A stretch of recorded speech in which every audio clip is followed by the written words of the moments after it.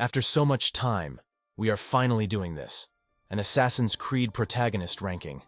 I'll try to be as raw as possible because I don't make many Assassin's Creed videos on my channel.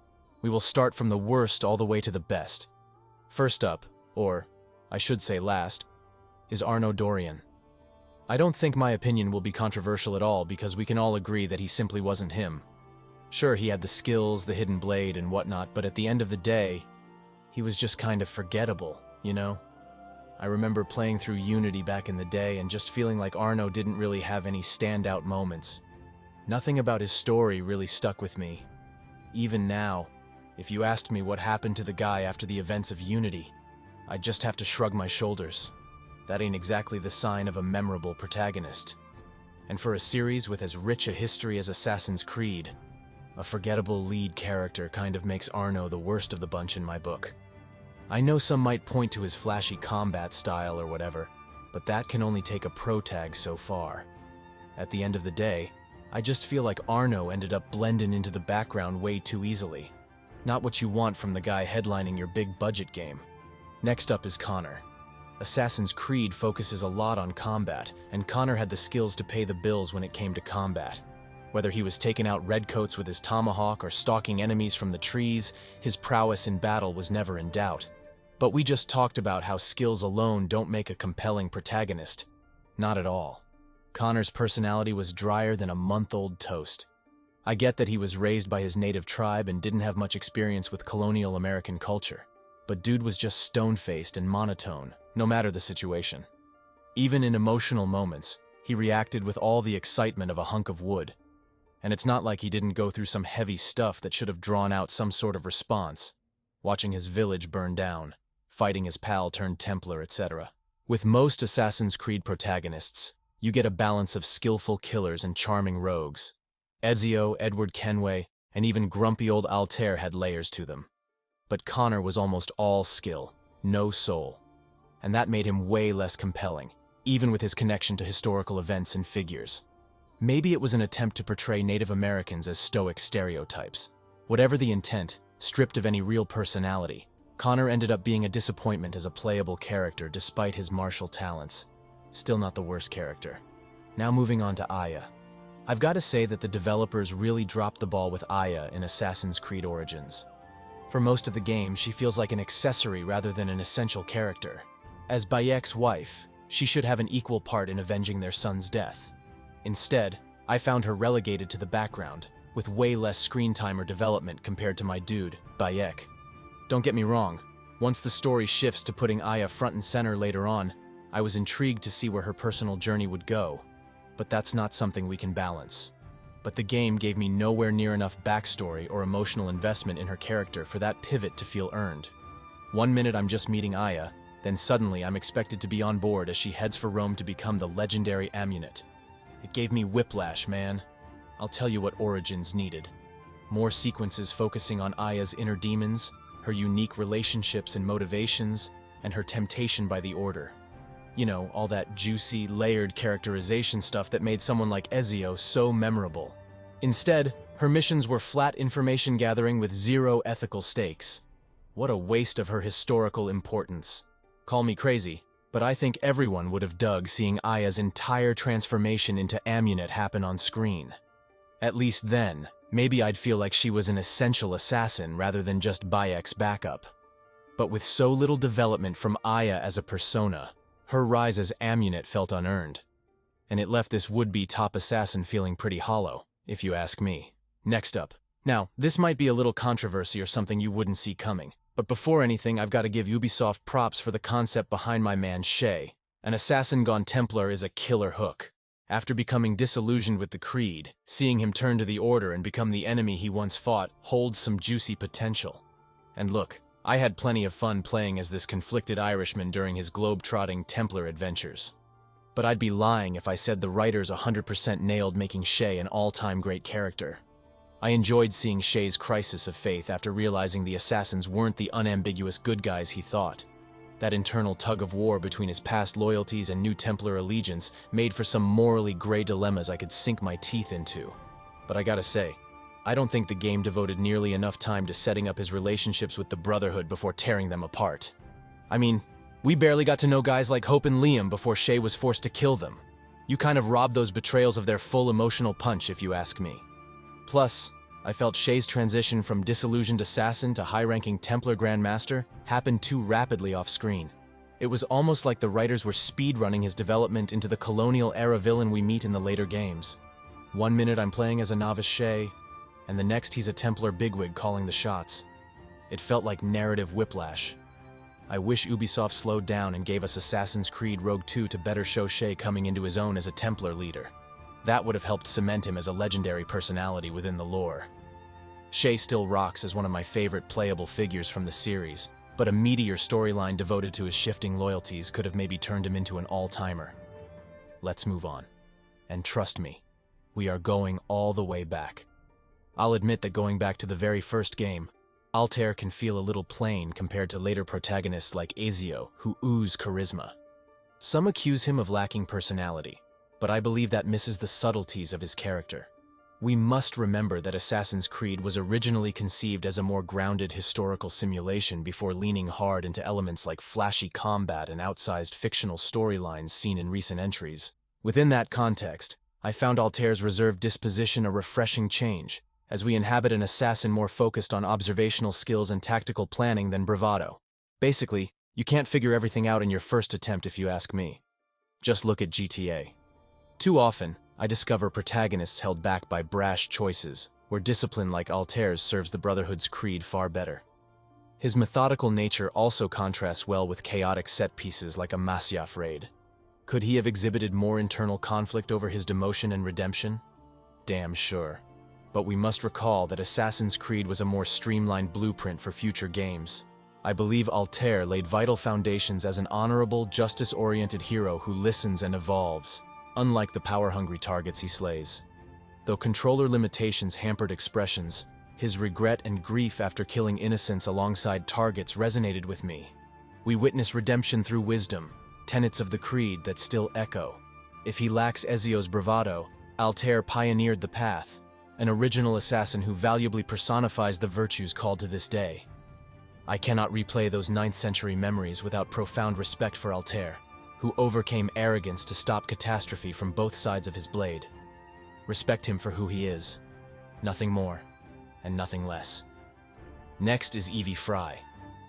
When I first saw we'd be playing as not just one but two assassin protagonists in Syndicate, twins Jacob and Evie Fry, I'll admit I was skeptical, man. Historically, AC hasn't had the greatest track record of developing more than one playable character in depth. So I worried Evie might just end up as decoration alongside her brother Jacob out front, kicking the Templar butt and taking names. But credit where it's due. The writers gave Evie some proper care and attention as her own distinct persona beyond just Jacob's sister. What I dug about Evie was that she took on the role of a savvy and strategic assassin, bringing the brains to balance out Jacob's adrenaline junkie brawn. She always felt to me like the one carefully studying the chessboard, vetting intel, and concocting calculated takedowns rather than going guns blazing. In a franchise with no shortage of headstrong playable risk-takers, I appreciated Evie bringing more caution and preparation to the table. Made for some cool infiltrations, blending her intelligence gathering with stealth gameplay I jived with. And when you have two center characters, you need one like this almost always. Evie also differentiates herself by keeping a clear eye out for consequences, like warning Jacob about antagonizing key political figures while ignoring bigger picture stuff. I could tell the writers gave thought to carving out a distinct philosophy for Evie beyond standard good assassin motives. Whether advising Jacob or providing insights herself in those private moments, you feel Evie's independent judgment and savvy. But again, could she have used some bigger moments herself? No doubt. But in a two-hander storyline, I felt Evie Fry did more than enough to demonstrate her own persona beyond supporting stars. This crafty assassin left her own mark. And if we are talking about Evie, the next one, or what I should call it, is Jacob. In my opinion, Jacob Fry stands as a solid Assassin's Creed protagonist precisely because the writers avoided overblowing his character into some legendary icon status. Sometimes it's better to know your limits and not try to become J.R.R. Tolkien. After seeing siblings Evie and Jacob share top billing in Syndicate, I wondered if Ubisoft would strain to craft epic hero moments for both. Surprisingly, They allowed Jacob's swashbuckling talents as a gang leader and assassin to speak for themselves without narrative hype or pretension. In terms of skills and bravado, Jacob very much embraces the roguish charm and devil-may-care attitude definitive of so many franchise protagonists. I mean, he isn't super cool like Ezio, but he got the job done. Crucially, though, Jacob sidesteps feeling like a retread by exhibiting flaws and limitations uncommon to ostentatious hero archetypes. His lack of patience and foresight often frustrates wiser heads like Evie. I also appreciated moments of vulnerability, like Jacob grappling with actions that enabled Jack the Ripper's crimes. They reinforced grounded qualities within Jacob that maintained relatability. Jacob smartly occupies a comfortable space between extraordinary talents fitting an assassin of his era and the ordinary cockiness of a headstrong young gangster who still matures in certain areas. The writers strike an effective balance. Props for that. Next is Cassandra. I have to agree. While Cassandra stands out as one of the better developed protagonists in Assassin's Creed Odyssey, I wouldn't necessarily crown her the greatest character across the entire franchise. I'm saying that because I have seen a lot of people crown her. There's certainly a lot to admire about how Ubisoft crafted such a tough, complex heroine to take the reins in an epic Greek-era adventure. But a few issues hold Cassandra back from ascending to the upper assassin echelon in my book. Let me explain. Firstly, I appreciated that the writers made Cassandra feel distinctive from previous franchise leads. She's brash, yet compassionate, hardened by tragedy, yet loyal to loved ones, well-rounded in short. Plus, tackling missions as this supremely talented mercenary, while influencing major events of the Peloponnesian War, kept that power fantasy pulsing. At the same time, though, the sprawling scope of Odyssey impacted characters, where quality over quantity for quests may have better served Cassandra's development versus appearing in what felt like every major historical footnote across Greece. A more focused narrative could have fleshed Cassandra out beyond her warrior facade into someone as thematically resonant as Ezio or Edward Kenway. Additionally, with dialogue choices spread across hundreds of scenes, I didn't always get the same grip on Cassandra's true convictions compared to the strongly defined personalities the franchise is known for. While role-playing flexibility benefits replay value, firm characterization under pressure helps cement great characters. This is an underrated but major point. Next up is Bayek. I'll say this straight up. Coming off seeing a gazillion notable assassins and Templars over the years in this series, it takes some truly special sauce for one of them to still wow me. But man, when I journeyed through Egypt as Bayek hunted the killers of his young son Kemu, I realized Ubisoft had crafted an all-timer. Dude's got layers on layers. I don't always have high hopes for Ubisoft. On one hand, I dig how Bayek feels like such a grounded bro, a loyal protector to his people, a loving husband and dad. You really feel the community's respect for him as the revered Medjay, but you also sense all that gets stripped away when tragedy hits, leaving just a shell clinging to duty. What I love is that you experience that hollowness left in Bayek. Whether it's hearing haunting echoes of young Kemu, or watching Bayek stare at that carved necklace, remembering better days, you feel the memories that drive him to leave a legacy. That motivation makes his rise as Hidden One's founder resonate so deeply. And it's not just brooding over loss that fuels him.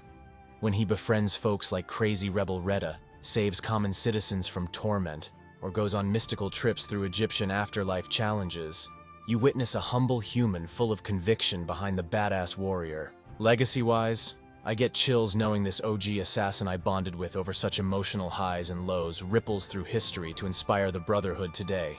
It's time to shift gears because of Edward Kenway. Edward clearly lacks the blatant affability and charisma of, say, an Ezio, yet contains depth rivaling his smooth Italian counterpart. For so long, we've witnessed assassins steadfastly committed to the creed from the game outset.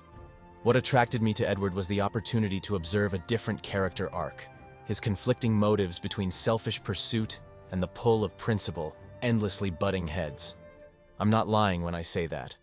Rather than glorify his morally gray pirate lifestyle pursuing fame above duty or family, the story compellingly begins by balancing Edward's talent for both brutality and decency.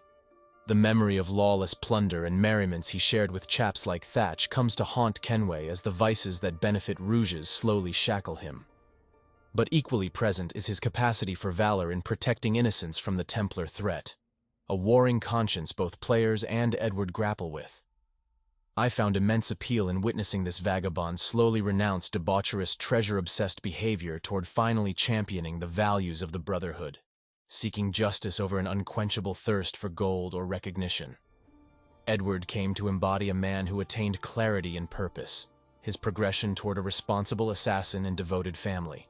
Few outside Ezio contain such a range from impetuous to lion-hearted. This is a bold statement to make, but I said what I said. More than his celebrated swashbuckling, I hold Edward Kenway dear for the long moral road he walked to become legendary amongst the Creed. Next up is Aveline de Grandpré. This will be interesting for sure. In my experience playing as the franchise's first sole female lead in Liberation, I quickly grew engrossed by the multiple dimensions Aveline brought to the table. What struck me about Aveline was her ability to adapt roles like a social chameleon while treading dangerously thin lines between her allegiances, rolling with French loyalists and rebels when necessary to serve the Brotherhood's cause, even as she aims to lift up oppressed slaves and workers. I'm not particularly a fan of these types of story arcs, but this game proved that they can be enjoyable if done correctly. Moving on next with Alexios. Honestly, I think Ubisoft whiffed hard trying to make Alexios out to be some legendary warrior protagonist carrying Assassin's Creed Odyssey on his back across all of ancient Greece. Did we really need yet another cocky muscle dude broiling with godly DNA to drive the plot in this franchise? Hell yeah. But not in this way. I mean, sure, the writers try sprinkling in notes about regret and introspection with his family history and immortality.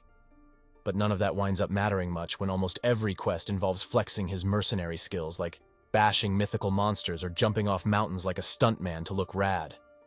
And it's not just the action spectacle hogging attention. I lost count of how many prominent Greek historical figures I kept awkwardly stumbling into, thanks to Alexios and his MacGuffin bloodline popping up everywhere, Forrest Gump style. Ubisoft was so desperate to insert their protag into the era's greatest hits that they couldn't focus on building his personality first. If I sound salty, it's only because of wasted potential because he could have been a top 3 protagonist. But he isn't. Ditching the tired machismo swagger and making Alexios an actual complex figure torn between duty and legacy amidst the Peloponnesian War could have been interesting. Instead, he's just another hubris-fueled heavy hitter. A parable about the perils of pride rather than a compelling vessel. Back to the drawing board, Ubisoft. Let's move on, and oh boy, we are back to Kenway. Haytham Kenway made quite the first impression on me from the moment I took control. In a franchise filled with proud, principled assassins, the chance to briefly walk in Templar shoes through Haytham's wit and calculated worldview proved an enticing shake-up. It's actually amazing when studies try to go against their conventional styles. What captivates me most about Haytham is the man's titanium composure and conviction. He oozes confidence, dancing between the various political and military factions vying for power in the American colonies, while cleverly hiding his Templar affiliations until the opportune power play moment arises. Both facets seem permanently set to composed calculation, whether calmly tending to personal matters or interrogating turncoats. He was simply great. No questions about that. But let me remind you that we still have some heavyweights left, like Eivor. I thoroughly enjoyed my long journey through 9th century England and Norway as the hardened Viking raider Eivor. Now I'm not going to talk separately about which gender you picked because damn, both are great. But I didn't always get the same grip on Eivor's inner thoughts and convictions during quieter moments away from the axes and arrows. While certainly effective in projecting physicality and intimidating presence as a warrior, I felt Eivor lacked some of the complex vulnerability and charisma that made kindred spirits like Ezio or Edward Kenway truly resonate across games. I wish there had been more focus on fleshing out personal relationships and motivations that didn't tie back to settling scores or proving oneself in battle. Okay. I'm not going to compare the story to the Vinland Saga. At the end of the day, I'm more than satisfied. When Valhalla was announced, there was buzz and hype, but I didn't think it would be that great, and that's why I waited a while to play it. But there's no denying now that the protagonist angle is one of the best things about the game. Now, for the best, and I'm sure you've probably seen this one coming. Ezio, everyone. While raw skill sets Ezio apart early as a prodigiously talented assassin blending shadows and steel, the true roots of the man's greatness lie embedded not in weaponry, but in empathy. You know, some may match Ezio's daring feats or cunning, But few gamers go on so many adventures or erase the profound imprint left by this legendary man as thoroughly. The entire trilogy seems like an experience you just always want to experience again and again. Simply the best. So finally, we are done. And I want to say that this wasn't a video game ranking, but a protagonist ranking. And to be honest, they are all good to some extent except Arno. Just kidding. Also, I didn't include Basim in this for a particular reason. Sorry for that, but you can totally expect more parts of this series soon. Till then, make sure to subscribe and like the video, and I shall see you in the next one.